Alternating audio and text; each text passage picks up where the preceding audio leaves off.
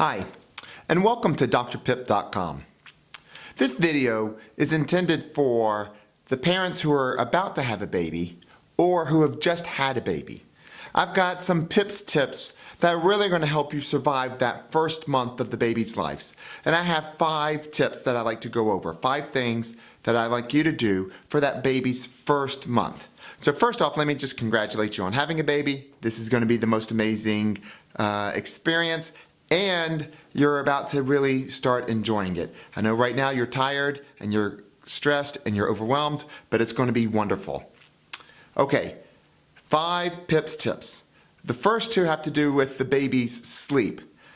I have a big goal. My big goal for you is by the time the baby's 4 months old, I want the baby to be able to sleep 12 hours from 7 p.m. to 7 a.m. without a wake up.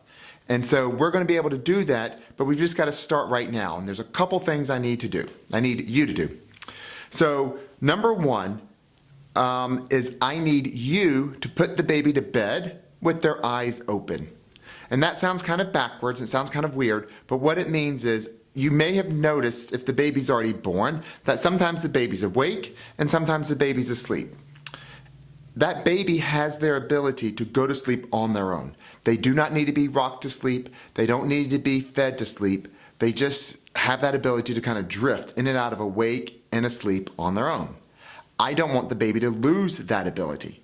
So I need you, every time you go to put the baby down, to wake the baby back up, because the baby will fall asleep while you're holding the baby.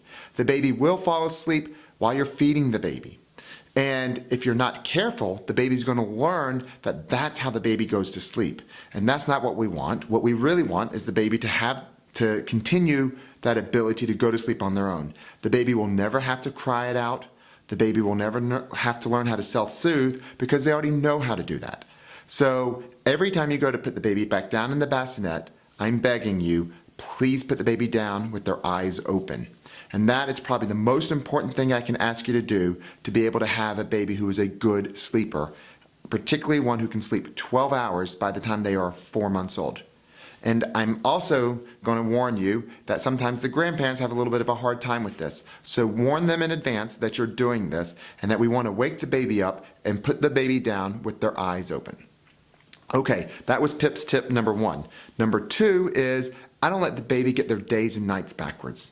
So I wake the baby up every 2 hours during the daytime. And what are you going to do? You're going to try to feed the baby, try to, maybe change their diaper, just do something for a couple minutes, and then they can go right back to sleep. But every 2 hours during the daytime, wake the baby up, so they just don't get their days and nights backwards. So again, I'm asking you to wake the baby. Okay, so PIP tip number 1 was go to bed with eyes open. PIPS tip number 2 is don't let the baby sleep more than 2 hours straight during the daytime. PIPS tip number 3 is I would like the baby to get some tummy time. And I want you to try to give the baby tummy time 5 times a day for about 5 minutes. The purpose of tummy time is really to give them an opportunity to kind of push down and lift their head up. Because we're always putting the baby down on their back or we're holding the baby, they do need to have some opportunity to build up their upper body strength. So a little bit of tummy time. And to me, tummy time is on a blanket on the floor, not chest to chest, because when they're chest to chest, they're not pushing up. So I really want you to put them on a blanket on the floor for a couple minutes.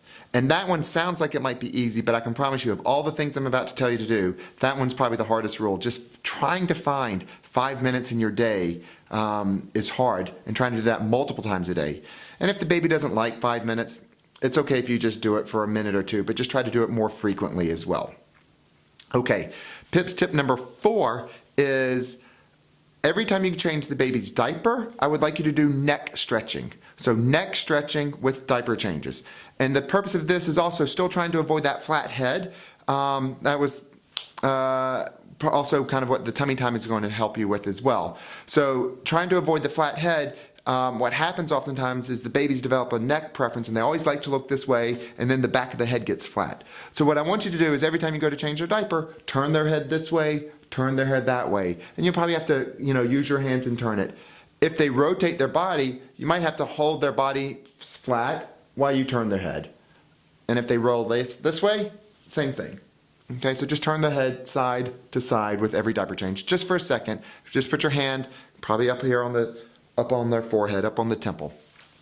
Okay, and then last but not least is Pip's tip number 5. Pip's tip number 5 is I would like mom to get 4 hours of uninterrupted sleep, and I would like dad to be in charge from 9 to 1. Now, why do I suggest this? This is probably one of the more important ones. Our bodies are designed to go through 2 sleep cycles.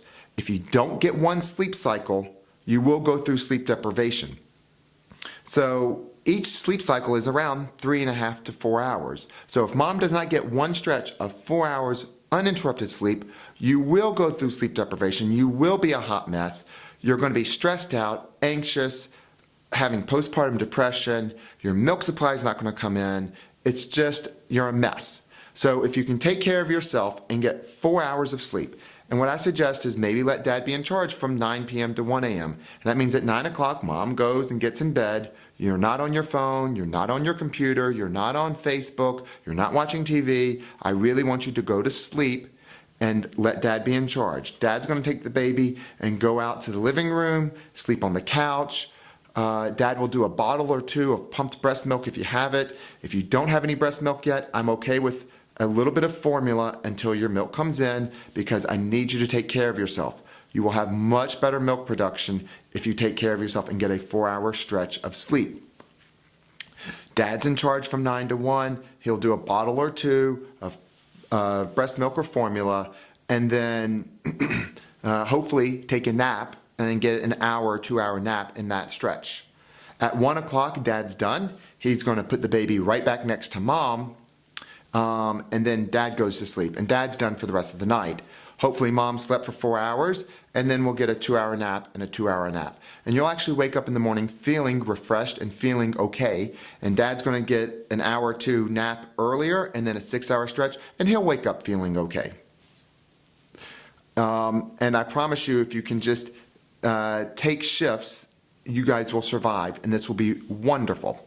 Okay, so just to recap, Pip tip number 1 is go to bed with the eyes open. Number 2 is don't let the baby sleep more than 2 hours straight during the daytime. Number 3 is tummy time 5 times a day for 5 minutes. Number 4 is neck stretching with every diaper change. And then last but not least, number 5 is mom needs 4 hours of uninterrupted sleep. And hopefully that will get you guys through this first month.